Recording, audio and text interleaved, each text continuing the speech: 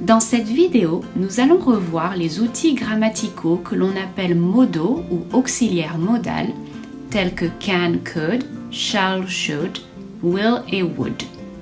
Vous trouverez des vidéos plus détaillées sur certains de ces modaux dans la playlist Grammar de ma chaîne YouTube.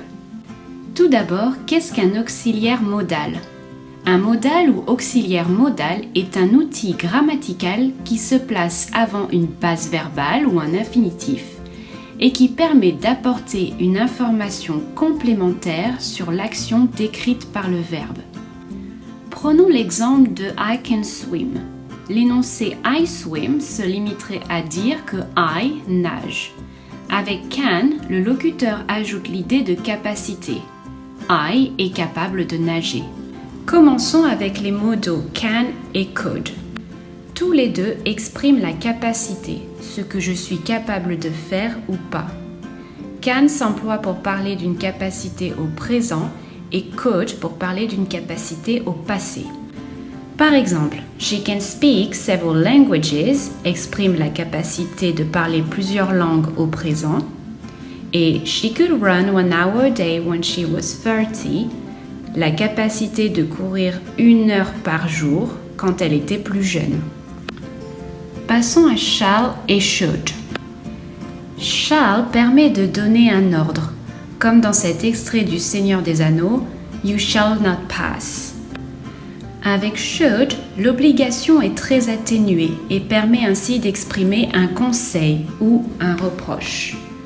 Par exemple, You should fight for your rights. Terminons avec will et would.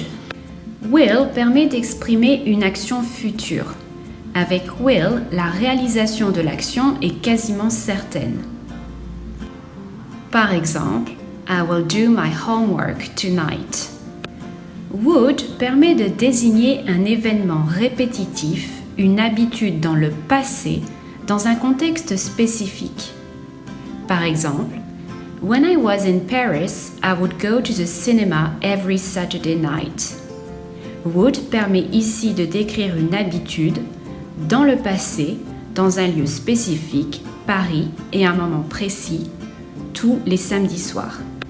Would permet aussi de désigner une action hypothétique ou virtuelle. Par exemple, I wish you would stop following me everywhere. Le verbe wish, qui exprime le souhait, indique bien qu'on se situe dans un contexte hypothétique, d'où l'emploi de would dans la deuxième partie de l'énoncé. À vous de jouer, cliquez sur le lien en dessous de la vidéo pour vous entraîner à utiliser ces différents modaux.